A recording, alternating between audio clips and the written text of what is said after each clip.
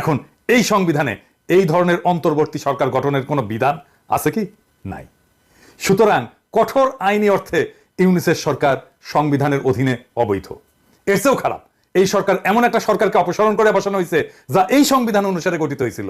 অতএব এই অন্তর্বর্তীকালীন সরকার শুধু অবৈধ না, বরং এই সরকার গঠনে জড়িত প্রত্যেক ব্যক্তি এবং যারা এই সরকারের অংশ হয়েছে তারা সবাই দেশদ্রোহিতার অপরাধ করছে। ঠিক কিনা? দায়িত্ব গ্রহণের পর থেকে দেশ ও দেশের বাইরে নানামুখী চাপে রয়েছে প্রধান উপদেষ্টা ডক্টর মোহাম্মদ ইউনূসের নেতৃত্বাধীন অন্তর্বর্তী সরকার। এবার ডক্টর ইউনূসকে হুমকি দিলেন সোশ্যাল অ্যাক্টিভিস্ট ও লেখক পিনাকি ভট্টাচার্য। দর্শক মণ্ডলী, আসসালামু আলাইকুম রহমতুল্লাহ। আশা করি সবাই ভালোভাবে সুস্থ আছেন। স্বাগতম জানাচ্ছি আমাদের আরেকটি নতুন ভিডিওতে। ভিডিওর থাম্বনেল এবং টাইটেল ও শিরোনাম দেখে আপনারা ইতিমধ্যে বুঝতে পারছেন যে আজকের ভিডিওটি কতটা গুরুত্বপূর্ণ। আসুন আমরা ভিডিওটি বিস্তারিত দেখে আসি। তার আগে যারা আমার চ্যানেল নতুন, চ্যানেলটি সাবস্ক্রাইব করে লাইক কমেন্ট শেয়ার করে সাথে থাকবেন। আসুন আমরা সেই বিস্তারিত ভিডিওটি দেখে আসি। সবাই না টেনে সম্পূর্ণ ভিডিওটি দেখলে আমরা বুঝতে সক্ষম হব যে শেখ হাসিনা কি আবার ক্ষমতায় বসবে, ডক্টর ইউনূস কি পদত্যাগ করবেন। আসুন আমরা বিস্তারিত ভিডিওটি দেখে আসি। অন্তর্বর্তী সরকার গঠনের কোনো বিধান আছে কি? নাই। সুতরাং কঠোর আইনি অর্থে ইউনূসের সরকার সংবিধানের অধীনে অবৈধ। এর চেয়েও খারাপ, এই সরকার এমন একটা সরকারকে অপসারণ করে বসানো হয়েছে যা এই সংবিধান অনুসারে গঠিত হয়েছিল। অতএব এই অন্তর্বর্তীকালীন সরকার শুধু অবৈধ না, বরং এই সরকার গঠনে জড়িত প্রত্যেক ব্যক্তি এবং যারা এই সরকারের অংশ হয়েছে তারা সবাই দেশদ্রোহিতার অপরাধ করছে। ঠিক কিনা? আইনে তো তাই বলে। আইনি যদি দেখেন তাহলে এইটাও আইন। আপনি আপনার ক্ষেত্রে দেশের সর্বোচ্চ আইন প্রয়োগ করেন নাই, মাহমুদুর রহমানের ক্ষেত্রে কেন আইন প্রয়োগ করতেছেন? এইটার যুক্তি কি? আপনি হয়তো বলবেন যে এই সরকার সফল বিপ্লবের পর জনমানুষের ইচ্ছার ভিত্তিতে বসানো হয়েছে। ঠিক কি? তাইলে মাহমুদুর রহমানকে যে কারাগারে পাঠাইছেন এটা কি জনমানুষের ইচ্ছা অনুযায়ী? এই মাহমুদুর রহমান হইতেছেন বিপ্লবের প্রকৃত নায়ক। শহীদদের ছাড়া মাহমুদুর রহমান যে ধরনের ত্যাগ স্বীকার করছেন তা আর কেউ করে নাই, আপনারাও করেন নাই। উনি জেলে পড়ছেন, বছরের পর বছর উনার পত্রিকা বন্ধ করে দেওয়া হয়েছে, উনাকে আদালতের বারান্দায় রক্তাক্ত করা হয়েছে, উনাকে দেশ ছাড়তে বাধ্য করা হয়েছে। উনি দেশে ফিরছিলেন কেন? দেশে ফিরছিলেন মৃত্যু পথযাত্রী উনার মাকে দেখার জন্য, আর কোনো কারণ ছিল না। তাহলে আপনার ক্ষেত্রে জনমানুষের ইচ্ছা প্রযোজ্য, মাহমুদুর রহমানের ক্ষেত্রে ইচ্ছা প্রযোজ্য হবে না কেন? এই মামলার কোনো ভিত্তি আছে? মাহমুদুর রহমান এবং শফিক রেহমানকে রাজনৈতিক উদ্দেশ্যে ফ্যাসিবাদী সরকার মিথ্যা মামলায় জড়াইছিল, আর প্রফেসর ইউনূসের সরকার হাসিনা সরকারের দায়ের করা মিথ্যা মামলা খারিজ করার প্রতিশ্রুতি দিছিল। দেয় নাই? দিছিল। এই মামলা কেন খারিজ হইল না? মাহমুদুর রহমানের মামলা তো সেই প্রথম দিককার মামলাগুলোর মধ্যে থাকার কথা ছিল যেগুলো বাতিল করা হবে, এটা করা হইল না কেন? এরা ছাড়াও মাহমুদুর রহমান শফিক রেহমানকে শেখ হাসিনার এই কুপুত্র, ওই যে কুত্তে নিয়ে বসে থাকে ও জয়, এর হত্যার ষড়যন্ত্রের অভিযোগে যে মামলায় অভিযুক্ত করা হয়েছে, যেই মামলায় বাংলাদেশের আদালতের কোনো এখতিয়ারই নাই, এই মামলা করার কোনো এখতিয়ার নাই, এই মামলাটাই অবৈধ। জয় যুক্তরাষ্ট্রে বাস করে, শুধুমাত্র মার্কিন আদালতের এখতিয়ার আছে এই ধরনের অভিযোগের উপরে, এবং আশ্চর্যজনকভাবে যুক্তরাষ্ট্রে কোনো মামলা দায়ের করা হয়নি। হাসিনার ফ্যাসিস্ট শাসনের উৎখাতের পরেও এই মামলা কেন বজায় রাখা হইলো? এই রায় কেন বজায় রাখা হইলো? এই রায় তো অবৈধ, মামলাই অবৈধ। আমি আরেকটু বুঝাই বলি। যদি একজন ব্যক্তি যুক্তরাষ্ট্রে বসবাস করে এবং তার হত্যার একটা ষড়যন্ত্র হয়, থিওরিটিক্যালি ধরতেছি, তাহলে সেই অপরাধের মামলা যুক্তরাষ্ট্রের আদালতে দায়ের করতে হবে। কারণ অপরাধের শিকার যে ব্যক্তি, সে ব্যক্তি যুক্তরাষ্ট্রে বসবাস করেন এবং অপরাধের স্থানও কিন্তু যুক্তরাষ্ট্রের এখতিয়ারের মধ্যে পড়ে। তবে ষড়যন্ত্রকারী যদি বাংলাদেশে অবস্থান করে এবং অপরাধের পরিকল্পনা সেখান থেকে পরিচালনা করা হয়, তাইলে বাংলাদেশে সেই মামলা তদন্ত হইতে পারে, মামলা হইতে পারে না। কিন্তু মূল মামলাটা যুক্তরাষ্ট্রের আদালতে দায়ের করতে হবে, কারণ অপরাধের শিকার এবং ষড়যন্ত্রের লক্ষ্য যুক্তরাষ্ট্রের নাগরিক বা বাসিন্দা। যদি এমন একটা মামলা যেখানে ষড়যন্ত্রের শিকার ব্যক্তি যুক্তরাষ্ট্রে বাস করেন এবং ঘটনাটা যুক্তরাষ্ট্রের বিচার ব্যবস্থার আওতাধীন, তাহলে মামলাটা যদি বাংলাদেশে দায়ের করা হয়, তবে এইটা আইনের বেশ কয়েকটা দিক থেকে ব্যত্যয় বা বিচ্যুতি হবে। প্রধান ব্যত্যয়গুলো কি? একটা হইতেছে আন্তর্জাতিক এখতিয়ার লঙ্ঘন। আন্তর্জাতিক আইনে সাধারণত যে দেশে অপরাধ সংঘটিত হয়েছে সেই দেশের আদালতেই মামলার শুনানি এবং বিচার করতে পারে। যেহেতু ষড়যন্ত্রের শিকার ব্যক্তি যুক্তরাষ্ট্রে বাস করেন এবং অপরাধের প্রভাব সেই দেশের মধ্যে পড়ে, তাই মামলাটা যুক্তরাষ্ট্রের এখতিয়ারের মধ্যে পড়ে। বাংলাদেশে এই ধরনের মামলা দায়ের করা হইলে সেটা আন্তর্জাতিক আইনের মূল নীতির লঙ্ঘন। সোজা সাপটা কথা, আপনি আইনের যে কাউকে জিজ্ঞেস করতে পারেন। 2 নাম্বার, বিচার প্রক্রিয়ার বৈধতা। বাংলাদেশে দায়ের করা মামলায় আদালত কার্যকরভাবে অপরাধের তদন্ত এবং বিচার করতে সক্ষম হবে না তো, কারণ অপরাধের স্থান, অপরাধের শিকার ব্যক্তি এবং প্রমাণসমূহ যুক্তরাষ্ট্রে অবস্থিত। তাই তো এটা একটা কার্যকর বিচার প্রক্রিয়ার পরিপন্থী তো, এবং মামলার প্রকৃত আইনি ভিত্তি তো দুর্বল। আদালতের রায় ভুল ছিল, কারণ 2টা ধারায় মাহমুদুর রহমানকে 2 রকম সাজা দেওয়া হয়েছে, একটা 5 বছর আর একটা 2 বছর। এইটারও কোনো ভিত্তি ছিল না। এইটা একটা সুষ্ঠু বিচারের ক্ষেত্রে বৈধ প্রশ্ন তোলে। যদি সরকার মামলাটা চালিয়ে যেতে চাইতো তাইলে সরকার কি করতে পারতো? সরকার তো এই মামলাটা পুনর্বিচার করতে পারতো, বলতে পারতো এটা আমরা নতুন ভাবে বিচার করব।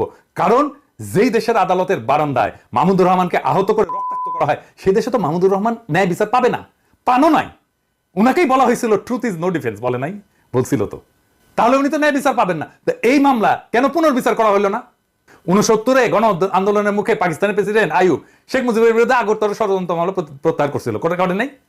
তাহলে জনমানুষের দাবির মুখে মামলা প্রত্যাহার করা যায় তো নাকি? কেন মাহমুদুর রহমানের ক্ষেত্রে এটা করা হইলো না? একই মামলা কিন্তু শফিক রেহমানদের সাথে স্থগিত করা হয়েছে। দেখেন কেন মাহমুদুর রহমানেরটা করা হইলো না? এর সাথে তো যুক্তই করে দেওয়া যেত মাহমুদুর রহমানের কথা। তার মানে বিপ্লবের যারা সৈনিক তারা এই সরকারের হাতে, প্রফেসর ইউনূসের সরকারের হাতে নিগৃহীত হইতেছে। কেন? কারণ বিপ্লবের প্রথম মুহূর্তেই বিপ্লবের ফল ছিনতাই করা হয়েছিল। হাসিনার অপমানজনক পলায়নের পর আসিফ নজরুল একাই তথাকথিত সাংবিধানিকতার দোহাই দিয়া ছাত্রদের একাংশকে ক্যান্টনমেন্ট আর বঙ্গভবনে নিয়ে ঘুটু কইরা প্রফেসর ইউনূসকে হাসিনার বানানো রাষ্ট্রপতি চুপ্পুর কাছে শপথ নিয়েছিল। আর এক গাদা অপদার্থ উপদেষ্টা নিয়ে কাজ শুরু করে বিপ্লবের হোকা মেরে দিয়েছে। এদের শাসনে ক্যান্টনমেন্টে আশ্রয় পেল সব আওয়ামী দুর্বৃত্তরা, পলায় গেল সবাই। বিপ্লবও পলায় গেছে, মনির হইল পলায় গেছে। ওই মুহূর্তটা ছিল খুবই গুরুত্বপূর্ণ, কারণ এর মাধ্যমে আওয়ামী আর ইন্ডিয়ার স্ট্র্যাটেজিক অ্যাসেট গুলো রক্ষিত হয়। আর এই ওয়াহিদুদ্দিন মাহমুদের মতো বুইড়া খাটাস যে কিনা হাসিনার উন্নয়নের সারিন্দা বাজাইতো, সে জানেও না কিছু, তার কেন উপদেষ্টা বানানো হয়? বলে কি পাঠ্যপুস্তক দিয়ে অনানুষ্ঠানিক আলোচনা হয়েছিল, সেটাই প্রজ্ঞাপন হয়ে যায়। শালা বুড়া হয়েছে কিন্তু মিছা কথা বলার অভ্যাস যায়নি। এভাবে প্রজ্ঞাপন হয় কোন সরকারি? আপনার সরকারি অফিসে অনেকেই কাজ করেন, আপনারাই বলেন এভাবে প্রজ্ঞাপন হয়? যখন অন্তর্বর্তী সরকার গঠনের জন্য আসিফ নজরুল ঘুটু করিচ্ছে, আমি তখনই বুঝছিলাম এইখানে ইন্ডিয়ার লোকজন ঢুকে গেছে। আমি তখনই বিপ্লব চিন্তায় হওয়ার বিষয়ে সতর্কতা দিছিলাম, বলছিলাম না ওই সময় ভিডিওতে? যারা বিপ্লবের পিছনে ছুরিকাঘাত করছে তারা নতুন মির্জাফরের মতো কুখ্যাত হয়ে থাকবে। তাহলে মাহমুদুর রহমানকে কেন জেলে দেওয়া হলো জানেন? মাহমুদুর রহমানকে জেলে দেওয়ার প্রকৃত কারণ হইল তিনি ভারতের আসল প্রভুদের জন্য একটা আপদ। বাংলাদেশের স্বাধীনতা সার্বভৌমত্ব হারানোর বিষয়ে মাহমুদুর রহমানের চেয়ে বেশি কেউ সতর্ক করে নাই। আজ আমরা হাসিনার শাসন ব্যবস্থায় দেখতেছি সেই একই ফ্যাসিবাদী কাঠামো, তবে হাসিনা ছাড়া। যারা ভারতের স্থানীয় এজেন্সি এবং বাংলাদেশের এই যে প্রথম আলো, ডেইলি স্টার, এই গোষ্ঠী তো সরকার হিসেবে পাইছি আমরা, তারা মাহমুদুর রহমানকে নিশ্চুপ করতে তাদের সর্বোচ্চ চেষ্টা করবে। এখন বলতে পারেন কিভাবে এটা এড়ানো যেত? একটা তো দেখাইলাম, শফিক রেহমানদের রায় তো স্থগিত করে দিছে, দেখলেনি তো। 2 নাম্বার, এই মামলাটা পুনর্বিচারের জন্য পাঠানো যেত। 3 নাম্বার, রায় বাতিল করে দেওয়া যেত। 4 নাম্বার, আমি যদি আসিফ নজরুল হইতাম, এগুলো কোনো কিছু হইলো না, তারপরে আমি যদি আসিফ নজরুল হইতাম তাইলে মাহমুদ ভাইকে জেলে যাইতে হইতো না। কিভাবে জানেন? মাহমুদ ভাই যে সময় বললেন যে উনি আদালতে আত্মসমর্পণ করতে যাবেন, সেই দিনই আমি ওনার মায়েরা দেখতে যাইতাম, মাহমুদুর রহমানের, আর বলতাম মাহমুদ ভাই আমরা এই মামলার রায় বাতিলের জন্য উদ্যোগ নিতেছি, আপনি তো বুঝেন টাইম লাগবে, কয়দিন সময় দেন আমাদের, খালাম্মাকে সময় দেন আপনি, আমি নিজে এসে আপনার হাতে রায় বাতিলের কাগজ কিন্তু ধরাই দিয়ে যাব। আপনি আদালতে গেলে জেলে পাঠাই দেবে, এটা আমরা এটাতে বিব্রত হব। আমি মেহরবানি করে আমাদেরকে বিব্রত করেন না মাহমুদ ভাই, আপনি মেহরবানি করে কয়টা দিন টাইম দেন, আমরা রিকোয়েস্ট করতেছি। উনি যদি আমার রিকোয়েস্ট না শুনতেন আমি প্রফেসর ইউনূসের দিয়ে ফোন করাইতাম ওনারে, হয়তো না। আপনি বলেন কাজ হইতো না? মাহমুদ ভাই যাইতো আজকে আদালতে? আপনারা সবাই জানেন মাহমুদ ভাইয়ের কিন্তু ঘাটতেরা, উনি যেটা মনে করবেন সেটা উনি করবেনই, করে ছাড়বেন, এবং উনি ঘাটতেরার জন্য আমরা ওনাকে পছন্দ করি, ঠিক কিনা বলেন? কিন্তু তারপরেও এই অ্যাপ্রোচটা নিয়ে গেলে উনি শুনতেন, কিন্তু ওনারা করবেন না তো। মাহমুদুর রহমান কে এখন? মাহমুদুর রহমান তো এখন কেউ না। আমরা এই ভারতীয় এজেন্ট এবং ফ্যাসিবাদের সহায়কদের কাছ থেকে কোনো দেশপ্রেম তো আশা করি না। আমরা দৃঢ়ভাবে বিশ্বাস করি যে মাহমুদুর রহমানের প্রতি প্রকৃত বিচার আমাদের জনগণ করবে, যারা ভারতের আধিপত্য এবং সম্প্রসারণবাদকে বীরত্বের সাথে পরাজিত করছে। আমরা যা নেপালে দেখছি, আমরা যা মালদ্বীপে দেখছি, আমরা দেখছি আমাদের এই অঞ্চলে ভারতের সম্প্রসারণবাদ পিছু হচ্ছে। আমাদের জনগণ নিশ্চিত করবে যে আর কখনো ভারতীয় আধিপত্যবাদ বাংলাদেশে। দায়িত্ব গ্রহণের পর থেকে দেশ ও দেশের বাইরে নানামুখী চাপে রয়েছে প্রধান উপদেষ্টা ডক্টর মোহাম্মদ ইউনূসের নেতৃত্বাধীন অন্তর্বর্তী সরকার। দেশের আইন শৃঙ্খলা পরিস্থিতির অবনতি সহ নানা দাবি আদায়ের আন্দোলন সামাল দিতে রীতিমতো হিমশিম খাচ্ছে নতুন এই সরকার। এর মধ্যে এবার ডক্টর ইউনূসকে হুমকি দিলেন সোশ্যাল অ্যাক্টিভিস্ট ও লেখক পিনাকি ভট্টাচার্য। তবে হঠাৎ কী কারণে খেপলেন তিনি, জানাচ্ছেন সহকর্মী শাহাদাত রিফাত। জুলাই আগস্টের গণবিপ্লবে ছাত্র জনতা মাঠে থাকলেও বিদেশে বসেই শেখ হাসিনা সরকার পতনে জোরালো ভূমিকা রেখেছেন বেশ কয়েকজন সাংবাদিক ও কন্টেন্ট ক্রিয়েটর। তাদেরই একজন পিনাকি ভট্টাচার্য। আন্দোলন চলাকালে তিনি তার বানানো ভিডিওতে নানা তথ্য উপস্থাপনের পাশাপাশি শিক্ষার্থীদের উপর হামলার নিয়মিত প্রতিবাদ জানিয়েছেন। এদিকে শেখ হাসিনা সরকার পতনের পর বাংলাদেশের দায়িত্ব নিয়েছেন প্রধান উপদেষ্টা ডক্টর মুহাম্মদ ইউনূসের নেতৃত্বাধীন অন্তর্বর্তী সরকার। আর নতুন এই সরকার দায়িত্ব নেয়ার পর স্বস্তি ফিরে পেয়েছে বিভিন্ন রাজনৈতিক মামলার আসামিরা, মুক্তিও পেয়েছে বিএনপি ও জামাতের অধিকাংশ নেতাকর্মী, মামলা থেকেও খালাস দেয়া হয়েছে অনেককেই। এছাড়া রাজনৈতিক প্রতিহিংসার শিকার হয়ে বিদেশে পাড়ি জমানো অনেক লেখক ও সাংবাদিক দেশে ফিরতে শুরু করেছেন। সবশেষ প্রায় 5.5 বছর পর 27 সেপ্টেম্বর বাংলাদেশের মাটিতে পা রাখেন দৈনিক আমার দেশ পত্রিকার ভারপ্রাপ্ত সম্পাদক মাহমুদুর রহমান। দেশে ফেরার 2 দিন পর অর্থাৎ 29 সেপ্টেম্বর মাহমুদুর রহমান আদালতে আত্মসমর্পণ করে জামিন চান। পরে আদালত জামিন নামঞ্জুর করে তাকে কারাগারে পাঠায়। ঢাকার চিফ মেট্রোপলিটন ম্যাজিস্ট্রেট আদালতের additional chief metropolitan magistrate Mahbubul Haque এই আদেশ দেন। মূলত এই ঘটনার পরই প্রধান উপদেষ্টা ডক্টর মুহাম্মদ ইউনূসের উপর ক্ষোভ ঝাড়েন পিনাকি ভট্টাচার্য, দেন হুমকিও। পাশাপাশি মাহমুদুর রহমানকে মুক্তি দিতে অন্তর্বর্তী সরকারকে সময় বেঁধে দিয়েছেন আলটিমেটাম। কোয়ালিটি সম্পন্ন আন্তর্জাতিক মানের still bar CSRM, committed for better still.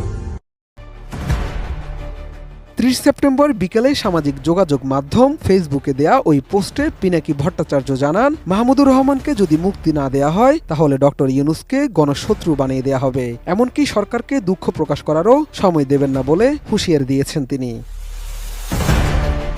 এর আগে গত বছরের 17 আগস্ট সাবেক প্রধানমন্ত্রী শেখ হাসিনার ছেলে এবং তার তথ্য ও যোগাযোগ প্রযুক্তি বিষয়ক উপদেষ্টা সজীব ওয়াজেদ জয়কে অপহরণ ও হত্যাচেষ্টার ষড়যন্ত্রের মামলায় সাংবাদিক শফিক রেহমান সহ 5 জনকে 7 বছরের কারাদণ্ড দেয় আদালত। শেখ হাসিনা সরকার পতনের পর এই মামলায় সাংবাদিক শফিক রেহমান ও যুক্তরাষ্ট্র প্রবাসী ব্যবসায়ী মিজানুর রহমান ভূঁইয়ার সাজা 1 বছরের জন্য স্থগিত করে স্বরাষ্ট্র মন্ত্রণালয়। এ বিষয়ে গত 22 সেপ্টেম্বর প্রজ্ঞাপন জারি করা হয়। স্বরাষ্ট্র মন্ত্রণালয়ের প্রজ্ঞাপন অনুযায়ী আবেদনের পরিপ্রেক্ষিতে তাদের সাজা স্থগিত করা হয়েছে। সুপ্রিয় দর্শক, আপনি আপনার ব্যক্তিগত মতামত জানাবেন এবং হাসিনা কি আবার ক্ষমতায় আসবে কি আসবে না এবং ডক্টর ইউনূস কি ক্ষমতায় বেশি দিন টিকতে পারবে কি পারবে না, আপনি আপনার ব্যক্তিগত মন্তব্য কমেন্ট বক্সে করবেন। দেখা হচ্ছে পরবর্তী ভিডিওতে। আসসালামু আলাইকুম।